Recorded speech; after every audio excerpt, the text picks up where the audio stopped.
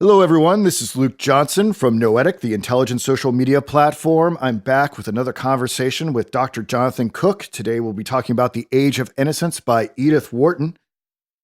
It's been a few months since I read the novel, so Dr. Cook is going to have to jog my memory a little bit during the course of our conversation. So, all of you that are partaking in this discussion know I did prepare a number of recitations of public domain articles that Edith Wharton herself wrote for some academic journals before I guess she became world famous with The Age of Innocence. Actually, Dr. Cook, maybe you could fill us in on that. How well known was Edith Wharton before The Age of Innocence came out? She had another very popular book, if memory serves me correct, called House of Mirth. Yeah. Can you yeah. Well, House of Mirth, yeah. Yeah, House of Mirth came out in 1905, and by the time The Age of Innocence came out, she was considered the leading woman writer out of America, and she won the Pulitzer Prize in 1921 for the book in competition with Sinclair Lewis's Main Street, but she kind of edged him out with the judges. Actually, judges were overruled actually by some of her allies.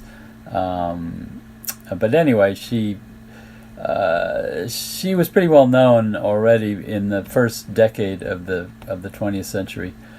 Even though she started late, she only published her first novel in at the age of 40, and I think it's 1902. So she had been writing short stories starting in the late 1880s and throughout the 1890s. But she ended up writing about 17 novels. So she really got very productive once she got started. But this is often considered her best novel. So that's so fascinating to me. If you can fill us in a little bit on that, because I believe she was like 58 years old when. 57. Yeah, she started writing in 1919, born in 1862. So how did she go from not writing at all and then at 40 start publishing and write all these novels and then really hit her creative stride with Age of Innocence at 57? Yeah. Can you fill us in on her 50s? Yeah.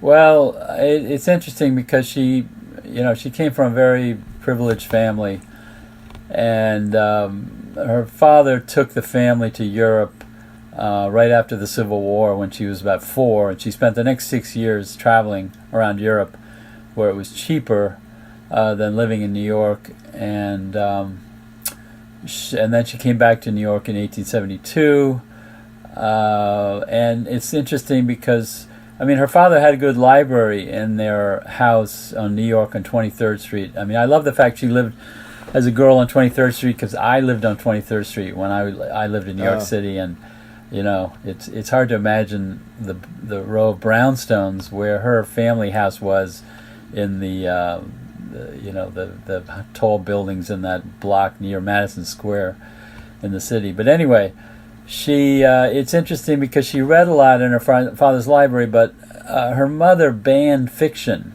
during her girlhood because she had this sort of puritanical attitude about novels, and so she was really only immersed in the world of fiction when she got married at the age of 23. And she was an omnivorous reader. She read the major writers of the time, including people in the sciences and social sciences. And she had started composing fiction as a girl, really. And she wrote a book in her teens called Fast and Loose, a novel, 30,000 word book that's now been published. And she wrote poetry as well, which her family published. But the idea of a woman writer was kind of taboo in her society. You weren't supposed to you weren't supposed to be a writer to begin with, and if you were, you definitely had to be a man. So her social milieu did not look favorably on women writers. It gives you an idea of how kind of restrictive her social world was in wealthy upper class New Yorkers. So she was like a snowball, and she kind of gained momentum as a writer throughout her 20s and 30s, and then she just cranked out lots of work in the first 3 decades of the 20th century. Are you familiar with all of her works, or? I have read most of her short stories and about half her fiction. There's some later fiction I haven't read from the 20s, and I've read one of those books called The Children, which I read a while ago, and I found it really bad. And people generally acknowledge that her level of writing kind of dipped in the 1920s, although there's one outstanding exception to that, which is The Mother's Recompense, which is a novel I would highly recommend. It's got a wonderful plot, and it's a really fascinating story about a mother and daughter who are kind of rivals for the same young man. But the other thing was she didn't have any children. She married in 1885 Teddy Wharton, a friend of her brother's. He was about a dozen years older than she was. He was not literary at all. The only things they really shared were the love of travel and, pets, dogs, and that kind of thing.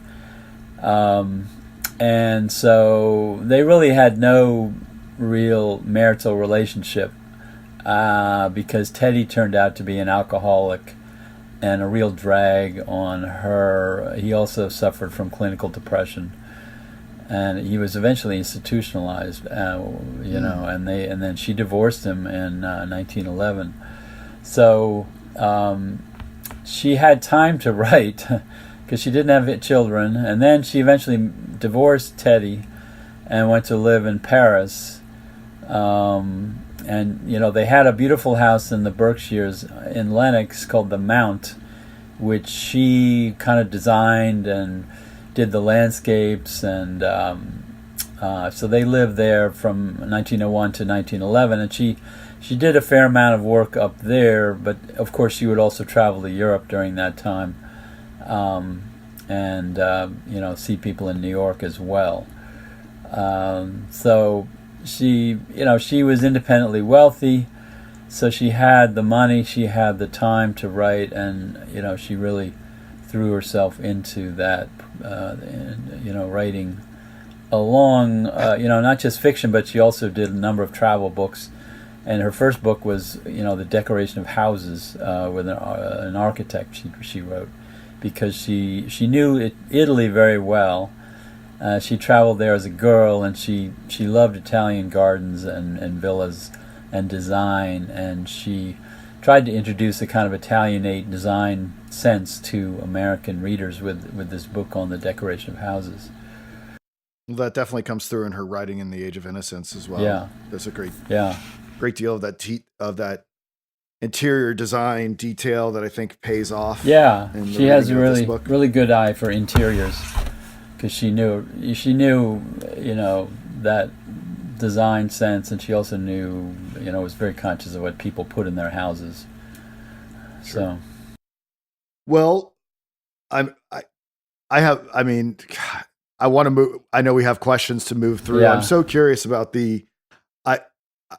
I am so curious about this controversy between her and Sinclair Lewis. Well, and how the prize was kind of wrested away from him. Well, the 3 judges on the panel voted for Sinclair Lewis because he was kind of a maverick character with Main Street, which told the story of Carol Kennicott living in a Midwestern town, and it's a coming of age, a sort of flowering of a young woman in a rural kind of wasteland, based on Lewis's Minnesota upbringing, so that was kind of the new trend in literature, was this sort of gritty realism of Sinclair Lewis, and of course Edith Wharton was writing a traditional kind of romantic love story novel, but of course it's a brilliantly executed book. So her allies kind of overruled the Pulitzer Committee because they, I forget the exact details, but Lewis didn't take it hard. They were friends. She recognized his talents, she was recognized as sort of the grande dame of American literature by the younger generation of people like Lewis, and also Fitzgerald. Really, what? She was the first woman to win the Yeah, in Pulitzer. 1921. Okay. And Fitzgerald also admired her greatly. Gatsby is really a novel of manners in the tradition of her books in many ways, but showing a little more of a seedier side of the rich people's worlds. Well, why don't you tell us a little bit about the more immediate circumstances that led to the writing of The Age of Innocence? Okay, well, Edith Wharton spent a lot of World War I in Paris helping the French deal with the horrors of war. She hired women to do sewing, and she kind of had these support studios of women working to make money, and she got a high award from the French government for her work during the war. So in 1918, she felt she had to leave at the end of the war.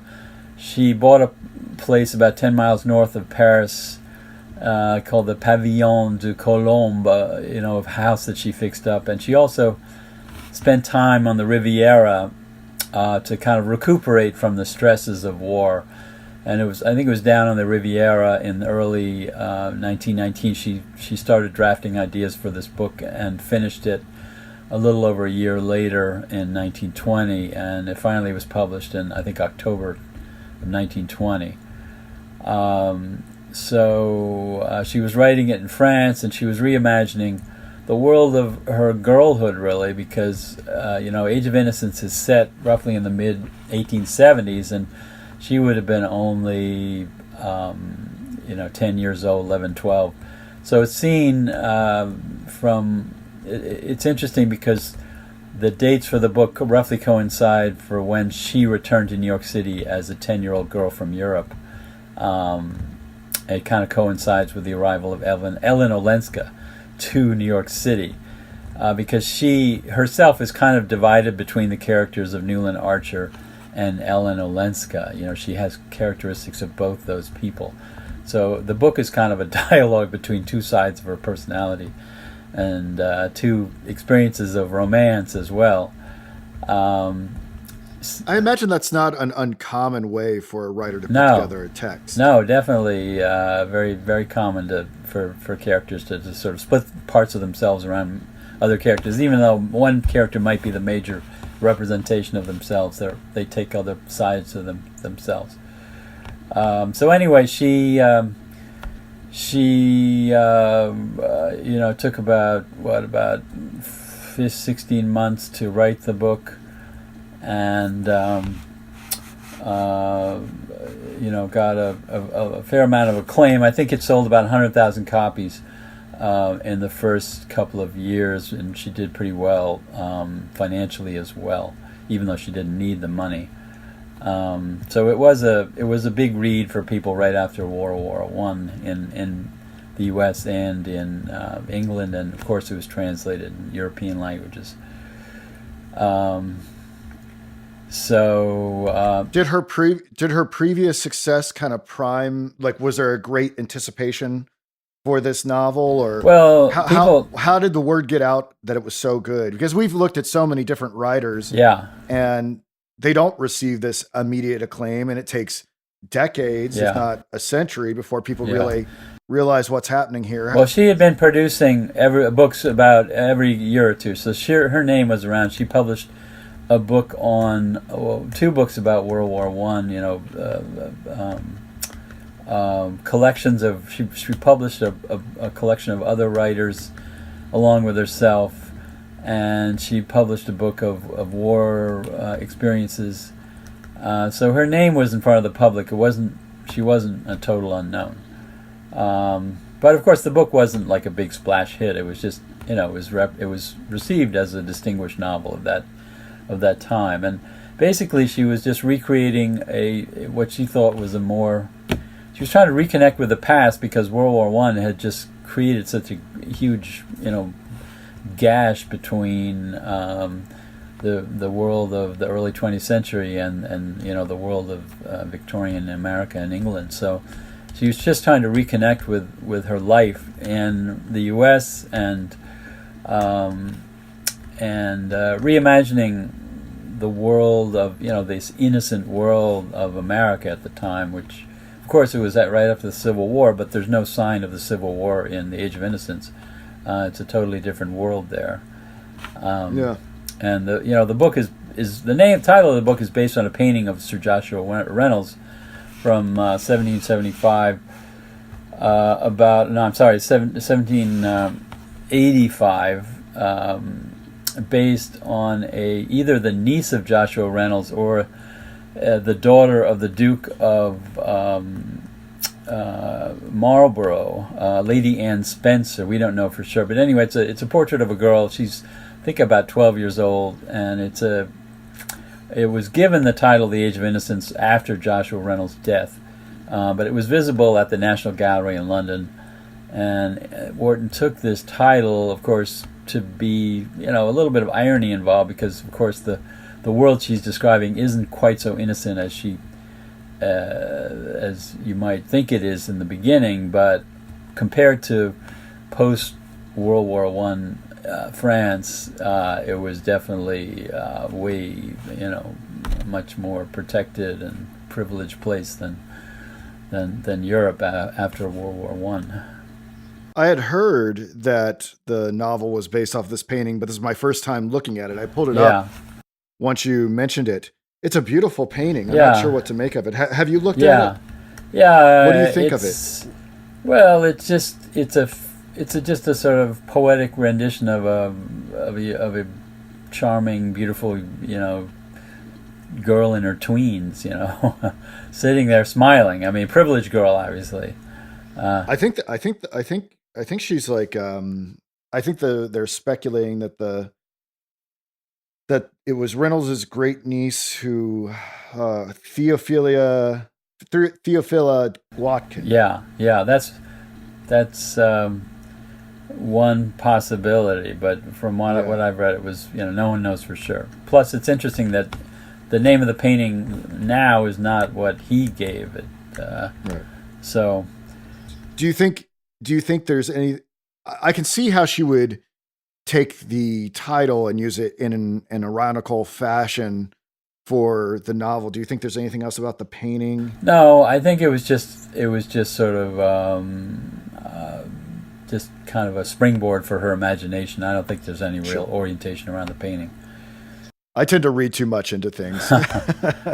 Yeah, I mean, as far as I know, there's not the fine arts are present, but they don't sort of determine that much. Although in the House of Mirth, actually, there's a scene of one scene where Lily Bart recreates these characters from famous paintings, and these sort of thinly clad images from various classical paintings.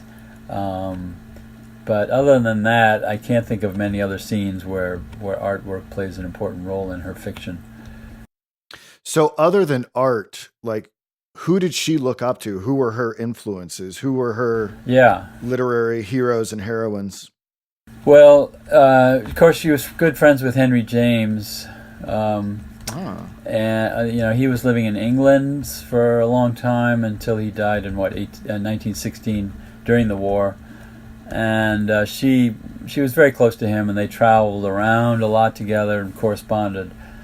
And so he's a major kind of influence, rival, competitor, and people see the obvious comparison between The Age of Innocence and James's Portrait of a Lady, from 1880, about Isabel Archer, who comes to Europe and is given some money by a guy in England, dying young man, and she goes to Italy and she, is courted by an older man, this guy Gilbert Osman, who has a teenage daughter and a friend named Madame Merle.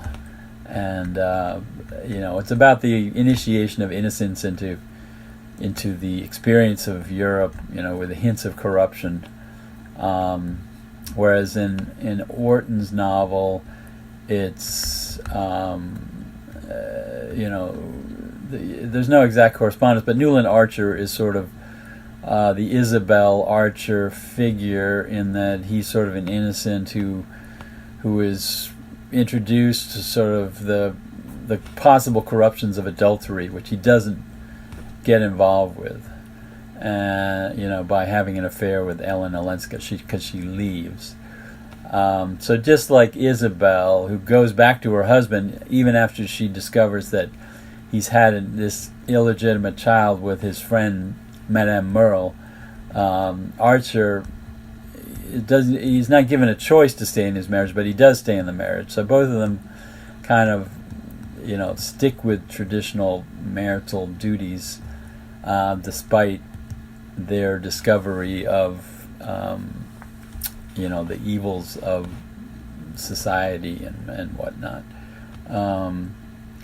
But another interesting influence that I was just reading about is the fact that Wharton, who read omnivorously, knew the naturalists of her time, Stephen Crane, and she probably borrowed a scene from Crane's Maggie, a Girl of the Streets, in her depiction of Archer's meeting with Ellen Olenska in the Metropolitan Museum. That's something that happens in Maggie when, Maggie Johnson, the sort of lower class young woman who's the heroine of the book, meets her boyfriend, or whatever, this guy Pete, a bartender, and they meet at the museum, and she's kind of enthralled by him because she thinks he's kind of a cultured young man, even though he's a bartender, and she eventually ends up living with him and then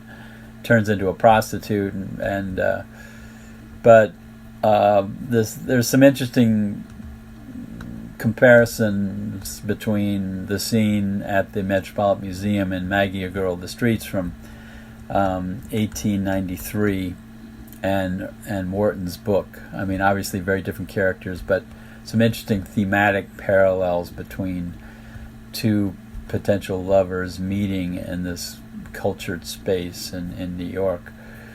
Of course, it's ironic for Wharton to be depicting that meeting because it turns out she places the Metropolitan Museum in Central Park at the time where it currently is, and that was only it only moved there in 1880 and had a new building up there, whereas the book takes place about 5 or 6 years before that, when the Metropolitan Museum was down, still in Chelsea actually. But otherwise, she got most of the historical facts of her period right. But apart from that, I mean, she was very well read in all kinds of other fields. There's a definite theme of sort of anthropology running throughout the book that we can talk about at some point. But she read the French, she read the English, she read the American. She just had a very well saturated mind with the fiction of her time.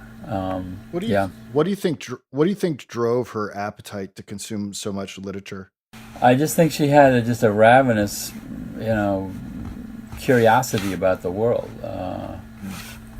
I was just wondering if she got it from one of her parents, or if there was a life experience, or it's just one of those inexplicable things. Yeah, you come into this world, and I think she sort of thought of herself as kind of an oddball in her social world. Her father read a certain amount, and he had a very good library, but he wasn't intellectual at all. But he was at least curious in some ways. I mean, they had the family money was in real estate, and he was able to spend a lot of time with his family, retired, and had time for reading. Although he died of a stroke at the age of 62, early in life when they were traveling in Europe. So I think she thought of herself as a sort of a white crow. She was just kind of an unusual person, and she had to move outside of her social world to get the kind of friends she wanted, because she ended up knowing a lot of really interesting writers and philosophers in the U.S. and in England and in France as well. She was friends with many, many people. So when I was reading the novel, I was under no illusion that this was a broad encapsulation of what was going on in New York in the 1870s. Yeah. But maybe I'm wrong. I mean, is this an accurate depiction of life in New York in the 1870s? I mean, it's so like you mentioned earlier. There's no reference of the Civil War, and these are very upper crust families. Yeah, very restricted social world. But we're not talking about all the immigration that was going on at the time and any of that. That's the world of Stephen Crane and the naturalist. No, her world was definitely above 14th Street in New York. But when she was writing, or before she was writing, and during when she was writing, she wrote to her sister-in-law, one of her brother's wives, Minnie Jones, and had her doing a lot of research about opera singers in the 1870s and cultural life and the various balls and social events that would take place in the city. So she had a good source of information from her relative, and of course she had her own memories of the city as a girl and a young teenager. So the scene at the opera that begins the book and happens again near the end is definitely based on the performance of Gounod's Faust in the early 1870s with this famous Swedish soprano, Christine Nielsen, and a French tenor named Caprol. So she got that right. And, various figures are based roughly on historical people, either in her family, people she knew. This guy Sillerton Jackson, who's a specialist on New York family life, is roughly based on a character named Ward McAllister, who was a kind of the chronicler of social life in the late 19th century. And he came up with this famous idea that New York had 400 important families in it. They were called the 400. And he was kind of a pretentious character, but he was very much in that social milieu, and he wrote a book later in his life in the 1890s called Society as I Have Known It. He was good friends with Mrs. Astor, who was kind of the leader of society at the time. So another woman in the book, this character named Mrs. Lemuel Struthers, who's sort of a butt of satire, is based on a woman named Mrs. Perrin Stevens. Perrin was her husband, who died, and then she inherited his fortune, and he had a hotel fortune in New York City. And she was famous for having Sunday night suppers, which was kind of a no-no because, of course, you don't want to desecrate the Sabbath. So Mrs. Lemuel Struthers has those famous get-togethers that are mentioned when she comes over to see Ellen Olenska that Newland hears about. She's said to be the heiress of a shoe polish fortune. And it's interesting because Mrs. Perrin Stevens' son, this guy named Henry Stevens, was one of Edith Wharton's suitors. In fact, they were briefly engaged in 1882. They met each other and they in New York, and he was suffering from tuberculosis, but they actually were announced to be engaged in the summer of 1882 and for a wedding in October 1882, and then suddenly the match was broken off for various reasons, partly because Edith Wharton's mother didn't like the Stevens family. She thought they were vulgar. And Henry Stevens, of course, died of TB in 1885, so he might have been showing signs of sickliness that didn't bode well for marriage. But it's interesting because in the Age of Innocence, when Newland and May go to London and they have dinner with the Caffreys, the son is being tutored by Monsieur Riviere, and the son is going to Switzerland, and then he's going to go back to Oxford, and this actually matches some of the details of Henry Stevens' life. So it's hard to know how much Edith Wharton really cared for Henry Stevens. I mean, it's clear he wasn't like the love of her life, but still the idea of having someone who is a desirable partner, having the marriage broken off by her mother, kind of reminds one of the social world that Newland Archer lives in, where the women control the romantic marketplace, and his wife sort of plots to keep him away from the woman he really wants to be with. Well, you said earlier that Edith thought of herself as an outsider, an oddball, but to write this sort of insider story, yeah, it's very much an insider story. So how did she manage that? I mean, well, she had to break out of it, step by step. I mean, she was living in France, so she was already had Europeanized herself. And by the World War I, a lot of these people in this world were dead, so it wasn't going to offend anyone. So the shape of society had really changed dramatically, and she was free to write pretty much as she wanted to. As far as I know, she didn't really offend anyone when she published this book. Yeah, it's a little bit like a tell-all, a little bit of a disclosure there. Yeah. It was interesting you mentioned earlier how the Sunday dinners would have desecrated the Sabbath. There's so much. It's been a couple of months since I read the text, but there's so much about it. We were talking a little bit about this before we started our broadcast, about how suffocating, you really get a sense of how suffocating the mores and the manners of the time could be for the individual who had other designs. Yeah. But I wouldn't, I'm kind of drawing a blank, I'm trying to think of instances where there was like overt religion in this text. Are there a lot of religious references? I don't seem to recall any off the top of my head. No. So there's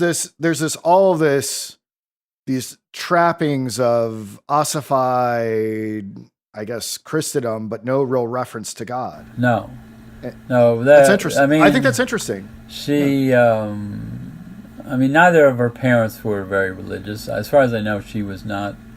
I mean, she, had a conventional church wedding. She was an Episcopalian, like all the wealthy people were at the time. Her wedding was at Grace Church, which is the fashionable church, still, standing in New York. And, so that's not an important part of the life of these people. There's really, although she was friends with a minister's daughter, one of her close friends growing up, Emily Washburn, was the daughter of a New York minister. So, there was, it was the religion of polite society, which was just do your duty to God and then move on and make money. And, if you were a man, go ahead and do whatever you wanted romantically, There wasn't really not much of a restriction on adultery. It's interesting that Archer himself had an affair with a married woman before he was involved with May, and it wasn't such a big deal. It was kind of the expected thing for young men to have these romantic involvements, even with married women. It was sort of a ritual initiation. Although, it's not something you should really do if you wanted to have a happy marriage with a respectable woman. But as far as Right. interesting that you talk about the stifling atmosphere, because there's that scene in The Age of Innocence where Newland Archer, feels he's stuck with May for life there, and he feels so Right. stuffy that he throws open the window, and his wife says to him, watch Newland, you might catch a death, by opening the window, get a pneumonia or something, and he's thinking to himself, I'm already dead. Yeah. And then he suddenly thinks, what if May dies? Wouldn't that be interesting if she died and then I was free? I didn't have to be married. This is from a guy who's just gotten married a year and a half previous to this, and so it really kind of reflects the situation of Edith Wharton when she married this guy Teddy, who. She knew immediately that it was a total mismatch, and she had to stay in this marriage for really 25 years before she was able to break out of it, because, of course, it was looked down on to get a divorce unless, things were getting really bad. But, of course, she finally divorced him after, first of all, he was shown to be an alcoholic, he was clinically depressed, and he had a mistress that he supported with some of her own money. So he turned out to be a real creep, although, mentally ill in the end, institutionalized. But the suffocation of marriage is really something she knew well from her experiences of living with Teddy, from Teddy Wharton of Boston, a friend of her brother's. We've mentioned his name so much. I just want to make sure that I footnote this so I don't forget it. Is there something significant to the name Archer? Archer, well, the ideas of Artemis, the goddess, Right. Diana, goddess Right. of the hunt, who's the archer, is a figure of purity. Right. And it's interesting that May herself is a good archer.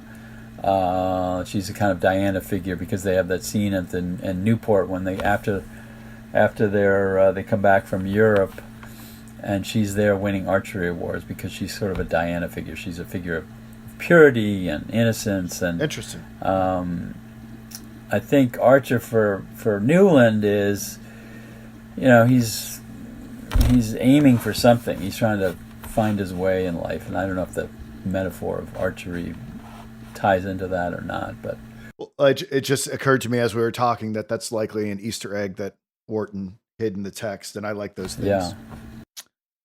yeah, Well, I think the next thing we should probably talk about is, you mentioned earlier, Wharton's interest in anthropology, social anthropology. Why don't we take some time to elaborate upon that thought? Yeah. So she, some really wonderful anthropological writing in England in the later 19th century. Edward Tyler, published a famous 2-volume work on primitive cultures. And the other famous name, of course, was Sir James Fraser, who wrote The Golden Bough starting in the late 19th century, and that eventually continued for 25 years, multi-volume work. And it was really, the first period when people were writing about cultures, studying them as sort of tribal elements, and detailing all the different rules and rituals that these units of culture performed. And so she kind of thought of her world of New York as a sort of a tribal-like culture, and all of the little rules of etiquette that play a role in the novel you can link to sort of ideas of, these are indicators of anthropological taboos. It's taboo to do this and that. You got to put the right silverware on the table, and you can't do this and you can't do that. And the restrictions on women as well very much tie into ideas about the role of women in terms of how the society functions and how they are sort of at the center and at the periphery of the cultures, because it's the women who make the decisions, just like May in the end is responsible for keeping her husband away from her romantic rival, Ellen, who's actually her cousin. That's kind of interesting. But at the same time, women are really victims, who can't say anything about the limited role they play. Professionally, they don't have professions. They have children, and they are loyal to their husbands. And someone like Ellen is a kind of threat to the culture because of her absorption of different moral ideas. Much more kind of relativistic morality. There's a bunch of articles on this very topic and detailing Wharton's reading in anthropology, making distinct observations on the book based on these general ideas. But it's easy to see the comparison there when she talks about this sort of tribal mentality that you see in the book,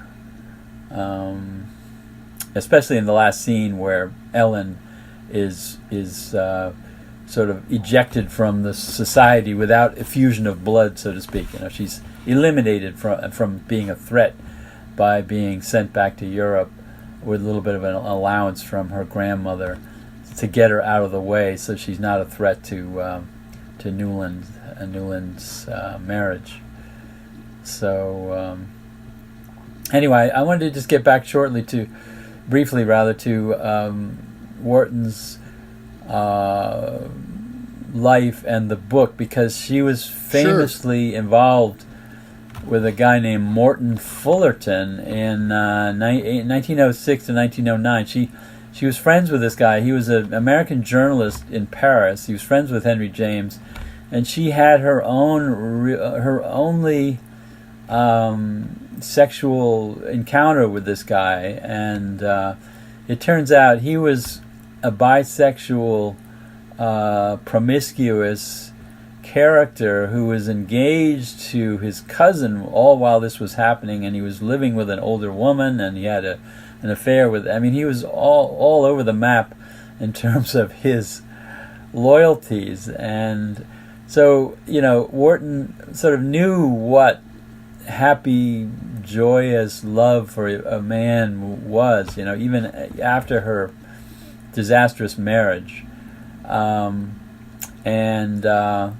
but tragically she couldn't maintain a relationship with this guy because he could not. She was married when she was involved with him. He was not married, but he was totally unfaithful, and she wrote a bunch of letters to him that she told him to destroy, but he didn't, and so they turned up actually in the 1980s. People finally took a look at these letters and discovered this affair that she had with this guy, who was he's a well-known journalist for the Times of London, based in Paris at the time, and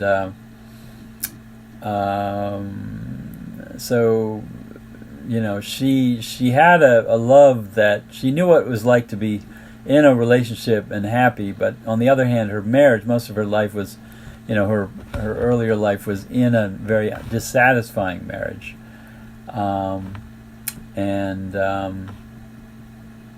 so anyway, I just wanted to include that element because it's another side of her personality that caused a lot of raised eyebrows when it came out in only 50 years after her death, I guess. About. I was just looking at photos of Edith Wharton. We have a lot of portraits of her. She did a lot of paintings of her, a lot of pictures, right? She seemed to have a fondness for small puppies. She loved animals, yeah. Yeah, there's a famous picture of her with two dogs on either shoulder, little Yeah. pet dogs. Um, It's classic, yeah, yeah. I think it's the image I used for the module for Edith Wharton on the yeah, Noetic platform, but I'd forgotten about it. yeah. Interesting stuff. Interesting stuff. Do you want to say more about her personal life? Because I feel like I might have cut you off No, earlier no. Let's about just. that. I just wanted to throw that in. I just saw that there's a biography of Morton Fullerton. One biography of him. Came out, I think, about 20 years ago, and the lives of Edith Wharton will only include information about that. The ones that were published in the last 30, 35 years or so. So. Well, if we could take a turn and discuss a little bit more of the stylistic devices Yeah. that Wharton uses in her novels. Yeah.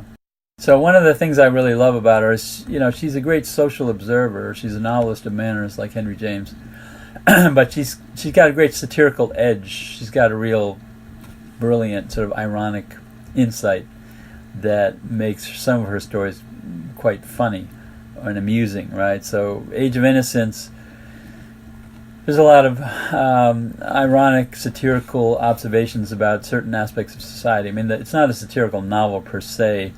She published a book of that sort called The Custom of the Country that is about a really outrageously obnoxious young woman who succeeds in society by trampling all the men around her.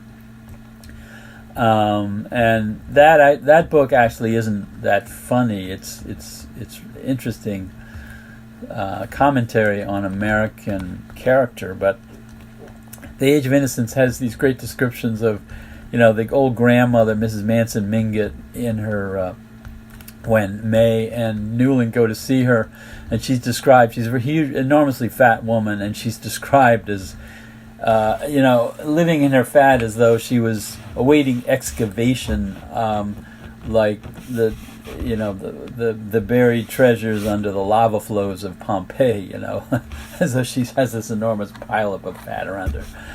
And then there's other descriptions that are quite satirical that you find every once in a while. In the beginning of the book, they talk about at the opera when they're listening to Gounod's Faust. They talk about it's totally logical that an opera written in French should be sung by a German soprano in Italian for American English audiences. As though, of course, this was the way things were done, even though it's totally absurd. But dramatic irony is another characteristic of the book. Repeatedly, we find Archer, imagining something happening or hoping something that is going to happen. I guess you call this situational irony, where things turn out the opposite of what he's hoping. I mean, the first of the scenes is, of course, when he follows Ellen up to the van der Luyden's estate on the Hudson River, and he tracks her down sees her walking through the snow, and they go into the patroon's cottage on the van der Luyden estate, and of course they're talking there about his situation and his engagement to May, and he's looking out the window, of course, and he's thinking that Ellen is going to come up to him and put her arms around him and say, look, we're in love, we got to do something about this. And of course he looks up and he sees Julius Beaufort, the financier, coming through the snow to the cottage, and he throws, Archer suddenly, realizes, he gets very jealous because Beaufort, he realizes is coming after Ellen. He's looking for getting another mistress, and he's come up there to tell Ellen that he has the perfect little house in New York that he wants to show her, as her friend.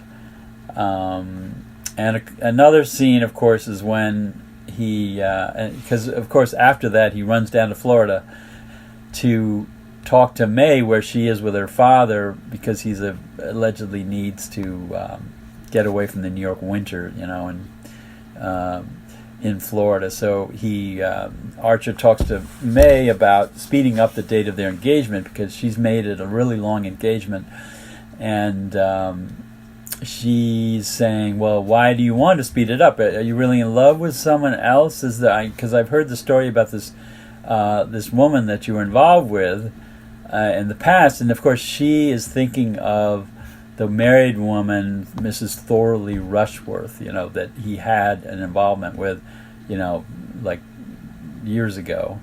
And May is sort of thinking that this is the reason that he wants to speed up the engagement. Of course, she's right that there is someone, but she doesn't realize it's her own cousin. So then Archer goes back to New York, leaving May in Florida, and he goes to see Ellen to talk to her, because he's kind of been hiding from her because he doesn't want to, kind of lose it in front of her. And of course, he talks about seeing May, and he says, yeah, she suspected me of loving someone. And Archer says, she was right. I do love someone, and it's you. She tells that to Ellen. Of course, Ellen is put on the spot, but of course she knows that Newland loves her because he's been sending flowers to her as a friend, supposedly, of hers. And so just when they've declared love with each other, he gets a telegram delivered saying that May is so happy that her family has agreed to speed up the wedding to only a few weeks away, right? So he has to follow through on that because he's the one who proposed speeding up the marriage, right? So of course, the next scene we're in the church and he's looking around thinking, am I going to see Ellen at the church? But of course she doesn't show up. She's moved to Washington, D.C. But you have these great ironic scenes throughout the book. For instance, again, when they come back from the honeymoon in Newport, and of course Newland discovers that Ellen is there visiting with her grandmother, Mrs. Manson Mingott. He and May go to the house, and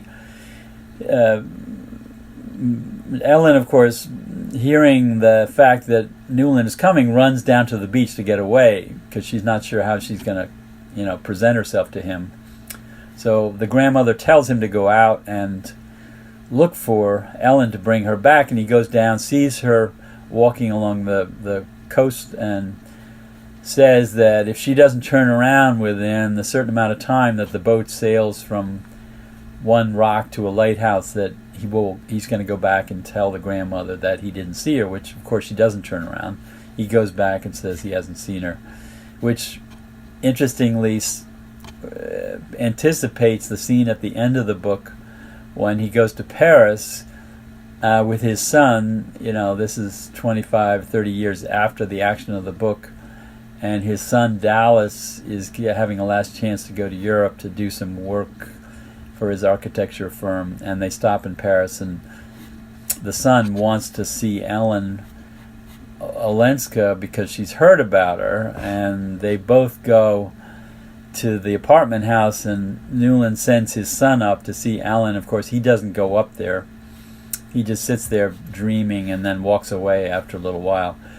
And there's sort of an interesting parallel between that and the scene in Newport where he doesn't go down to see her on the beach. He's kind of putting a barrier there, saying, I can't do this because it's just going to awaken too many suppressed desires. But of course, the supreme dramatic irony is that near the end of the book, when Archer thinks he's finally going to spend the night with Ellen, and they meet at the Metropolitan Museum and agree that she's going to spend the night and then she's going to go away, maybe go back to Europe. She doesn't. She sends him back the key that he has sent her for a meeting together, and he finds out that his wife has talked to Ellen, and kind of as May has sort of, said that she's pregnant, and she, obviously Ellen doesn't want to interfere in the marriage if she knows that May is pregnant. But of course she wasn't sure if she was pregnant. She only says she was sure when she tells Newland after the dinner they give when they send Ellen away to back to Europe, and Newland after that dinner is thinking, I've got to tell May the truth, right? And he sits down thinking he's going to spill his heart out to her Right. about how much in love with her, Ellen he is, and of course he talks about traveling, going on a long trip. Maybe he's going to stop in Paris to see Ellen, and May cuts him short and says, "Well, you probably can't travel because I have some news for you. I'm pregnant." And that's kind of the end of his life as a potential lover for Ellen. But these are wonderfully evocative scenes that are just so telling and powerful in terms of telling the truth about what happens in life. All kinds of obstacles occur in people finding the right partner, and it's an obstacle-strewn path to find someone that you actually will, belong with as a married partner. You can say that again. Yeah. I remember where you were talking about the very dramatic shift in consciousness he has when he finds out that he's going to be a father. Yeah. It carries through to the end, right? Because he doesn't ever see Ellen again, No. right? He has the opportunity, but he refuses to Yeah. go into Well, his wife dies of pneumonia a few years before they go to Europe, so he could have contacted her, but he's done his job as a father. She has a daughter and a son, and he's had a decent life as an upstanding lawyer, New York lawyer, and he's gotten to be friends with Teddy Roosevelt, and so he's done well in life, but he hasn't really fulfilled himself, romantically. Were you surprised that he wouldn't try to initiate contact with Ellen at that point, or? I think he just. I think the idea is that it would just be too painful, and it would just be. He's kind of like he learned his lesson to not overachieve. He just had to sort of accept his position in life, in his society, and not aspire to anything beyond that, because he has a conscience. He's unlike some of the other men in his circle. He has a moral conscience and a social conscience. So I don't know, but I raise that question with my students whenever I teach this book: is why didn't he go up to see Ellen? I mean, he could have had a whole new life, as a happily married man. Both of them, but some kids say, well, maybe she was ugly, because she's about his age, late 50s, 57, 58. So when they think, so my God, old. that's so old, Teenagers, they think if you're in your 50s, that's way over the hill. But it's really, an open question why he... Well, if I were to theorize, and I really don't know, but if I was to extrapolate from my own life, I find myself in a situation currently where I have the opportunity to revisit friends from another episode of my life, but I don't, because I'd almost prefer them to remember me as I was 5-10 years ago, rather than have them know this version of who I am. Yeah, right. Because I don't think they would like this version of who I am as much as they enjoyed that version. So it's almost like I almost kind of want them to persist in this enjoyable memory of me. I don't know if that plays a factor in the relationship going on here, but I've definitely just said, maybe it's just better for the past to be the past. Yeah. Sometimes it's hard to tell, It's always a balancing act. But at least he exercises a choice. I mean, he chooses not to do that, and it's not given to him instead. Well, what about The movie version of the book? Well, do you want to talk about the movie version? That's what we were. We were talking a little bit about that off camera. Dr. Cook reminded me that Scorsese in 1993 did a version of this. I think I saw. I was like 13 years old when it came out, so I think I could have had it on in the background or something like that. I faintly remember Winona Ryder and Daniel Day-Lewis, and I think if memory serves me correctly, I think Winona Ryder won a Golden Globe for it. I can't remember if it won any other awards, but it was a big movie at the time. Yeah, it was a big shift for him, obviously, because he was done a lot of sort of violent movies of criminals and street life in New York. Well, what do you think? Do you think it is? I don't remember it that well. Do you think it's faithful? I think it's reasonably faithful. I don't think it's a masterpiece by any means. I mean, some people think it's terrific, and they love all the elaboration of detail and the material abundance and the visual panoramas of huge tables of food and dancing and whatnot. And it sort of reminds you a little bit about those Jane Austen novels, where they're dancing around and sort of breathless romantic encounters. But, I mean, you get a fairly good sense of the book. I don't really like the casting that much. Certainly I don't like Michelle Pfeiffer as Ellen Olenska. I don't think she has the sophistication or mystery that Ellen represents in the book. Daniel Day-Lewis does a kind of workman-like job as Newland Archer, but I think it's not really that good or that bad. But there's some people who really adore it and think it's a very memorable story. But I think if they read the book, they would realize that it doesn't really nearly equal the power of the novel. There seemed to be that seemed to be the period of time where there was a resurrection of a great many period pieces. It seems. I guess lastly, I mean, everyone universally heralds The Age of Innocence as Edith Wharton's best book, if I'm right. I mean, do you share that? Do you share that opinion, or are you in a minority on this? No, I think it's the first book you want to read. I mean, The House of Mirth is also a great story and has a little more bite to it because, of course, the heroine dies at the end. She's sort of a victim of society. So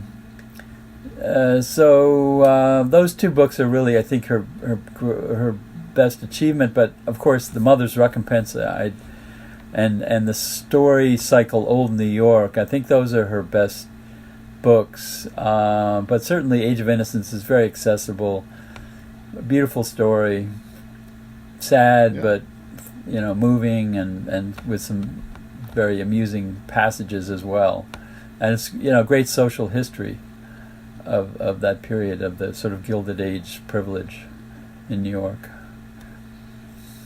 There was, I'll see if I can find it, but in a text exchange with a friend, I found that I think my favorite passage from it, I bookmarked it. He shivered a little, remembering some of the new ideas in his scientific books and the much cited instance of the Kentucky cavefish, which had ceased to develop eyes because they had no use for them. What if, when he had bidden Maywellen to open hers, they could only look out blankly at blankness? Yeah. That's a brilliant description. That was one of my favorite passages from the text. I very much enjoy constantly playing with this idea of levels of consciousness, and that particular passage resonated with me. Well, that's it's very indicative of Archer's attitude because he's very well read and gets books shipped to him regularly from England and whatnot. And he's looking forward to his marriage to educating this young woman, who's a number of years younger than he is, and his fantasy is that they're going to be intellectual peers and read together. Right. And of course he realizes more and more because of course in that day and age, you really didn't know your fiance that well. You choose the person who was socially appropriate. You'd have a few conversations, but you really didn't know if you were real soulmates if you hadn't spent a lot of time together. And Archer, of course, realizes pretty quickly that she's not intellectual. She's very stuck behind the rules that her mother has taught her, and she's going to be very dutiful as a wife, but she just doesn't really have much, imagination. And of course, this is something that horrifies Archer after he realizes this. And I love the description too, because I think it's directly taken from, she read T.H. Huxley, who was a great science writer at the time, the Darwinian, and she was very up to date on evolutionary theory and writing like that. So she draws on that image, knowing very well a lot about, the scientific controversies of the period. So very provocative.